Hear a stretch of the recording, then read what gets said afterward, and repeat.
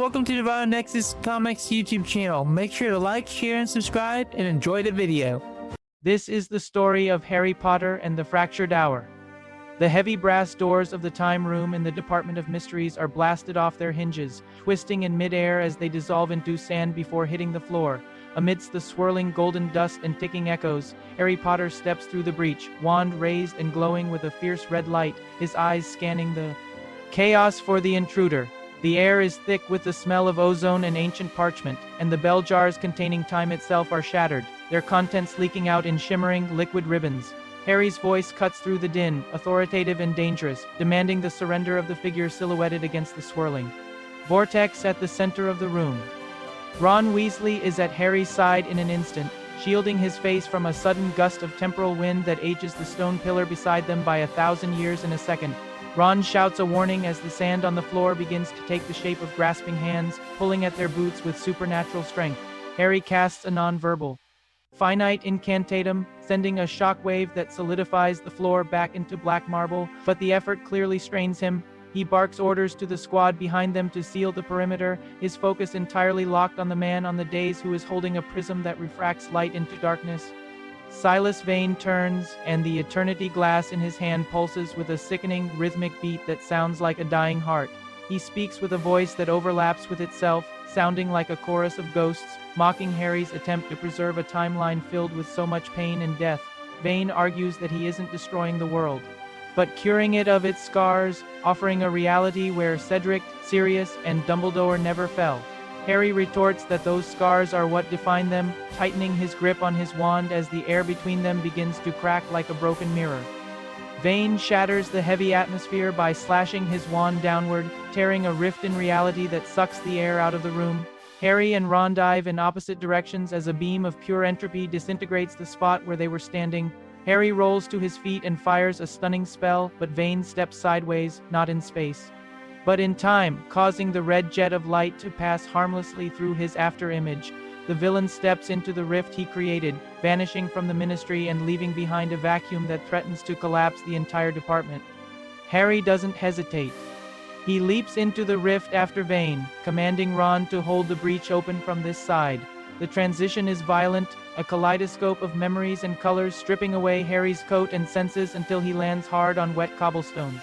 He looks up to find himself in a twisted, monochrome version of Hogsmeade, where the buildings are melted like wax candles and the sky is a static gray void. Vane stands atop the Hog's Head Inn, looking down at Harry like a god judging a mortal, raising the eternity glass to rewrite the landscape around them. The environment attacks Harry. The cobblestones rise up as golems, and the snow turns into razor-sharp glass shards. Harry is forced to move with the agility of a seeker, dodging the assaults while casting shield charms that ring out like gongs in the silent town. He realizes that this dimension responds to Vane's will, but it lacks the stability of the real world.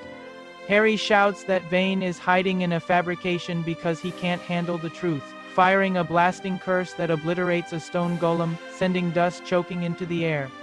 Vane sneers and twists the eternity glass, summoning specters of Harry's greatest fears, a Dementor, the Basilisk, and a faceless figure in green robes. They aren't real, but they carry the psychic weight of the originals, radiating a cold dread that seeps into Harry's bones. Harry falters for a split second, the trauma of his youth utilized as a weapon against him. Vane monologues about the efficiency of fear, claiming that Harry is nothing more than a boy who got lucky over and over again. Harry closes his eyes for a heartbeat, centering himself not on the fear, but on the memories of overcoming it.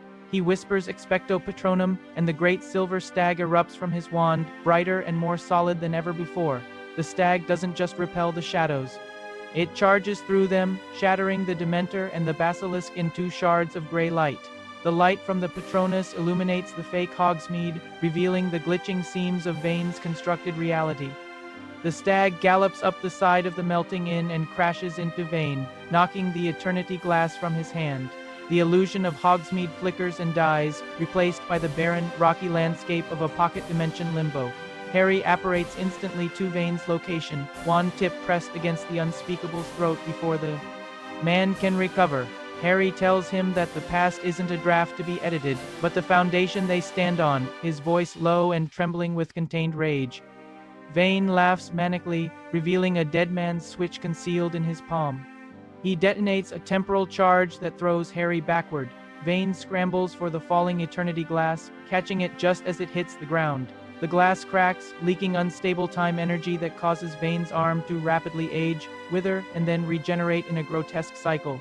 He screams, aiming the unstable artifact at Harry, preparing to unleash a wave of total erasure that will wipe both of them from existence. Harry realizes he cannot block this with a shield. He has to disarm the source. He recalls the basics, the very first signature move he mastered, stripped of all complex or tactics. As Vane screams, the energy building to a blinding white peak, Harry yells Expelliarmus. With every ounce of his magical core, the red beam meets the white wave of erasure, pushing against the tide of unmaking with the stubborn, simple purity of defensive magic. The disarming charm pierces the chaotic energy, striking the Eternity Glass directly.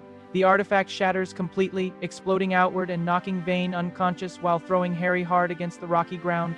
The pocket dimension collapses inward, swirling down a drain of reality, and Harry feels the hook of a Portkeron's contingency plan yank him behind the navel just as the world implodes. Harry materializes back in the Department of Mysteries, crashing onto the black marble floor where Ron is waiting with a team of healers. The rift seals with a final pop, leaving the room silent. Later, as a healer tends to a cut on his forehead, Harry looks at the debris. Vane is gone, lost to the void, but a single shard of the Eternity Glass remains on the floor. Harry crushes it under his boot, turning to Ron to say he's ready to go home to Ginny and the kids, finally leaving the war behind for the night. Thanks for watching. I hope you enjoyed this story. If you did, make sure to like and subscribe for more content, and until next time, stay super.